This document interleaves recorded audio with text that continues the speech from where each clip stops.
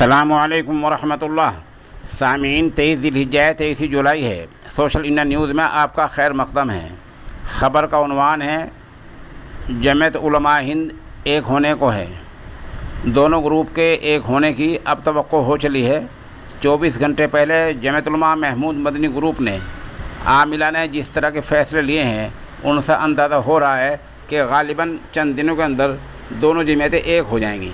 बता दूं कि दोनों वैसे तो ये एक ही ख़ानदान के हैं। इनका मिलना जुलना चचा भतीजों का हज़रत मौलाना सैयद अरशद मदनी दामत बरकातुहुम का, मौलाना महमूद मदनी का, घर का माहौल में मिलने जुलने में, शादी ब्याह में शरीक होने में, निकाह में शादी होने में सब चल रहा है। उसमें कोई तनाज़ा कोई झगड़ा आपस में नहीं है। तंज़ीमी सतह पर जो झगड़ा था वो बस अब थामे होने वाला है, क्योंकि जमीयत की कल की मीटिंग में 24 घंटे पहले दिल्ली में जो मीटिंग जमीयत उलमा महमूद मदनी ग्रुप की हुई है उसमें बहुत ही अहम फ़ैसला लिया गया है।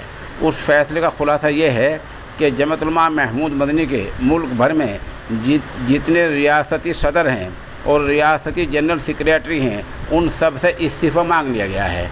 अब चंद दिन में हफ्ते दो हफ्ते में ये खबर आ सकती है कि तमाम जनरल सेक्रेटरियों ने और तमाम सदून हरियाणा है, यूपी है और उनमें कर्नाटक है, बंगाल है, आसाम है, बिहार है, जितने भी जहाँ जहाँ जमीयत उलमा हिंद, राजस्थान, जितनी शाखें सूबाई सतह की शाखें हैं वो सब के सब इस्तीफ़े की खबर आपको बता दें कि इससे पहले मौलाना अरशद मदनी दामत बरकातुहुम के ग्रुप की मीटिंग हुई थी।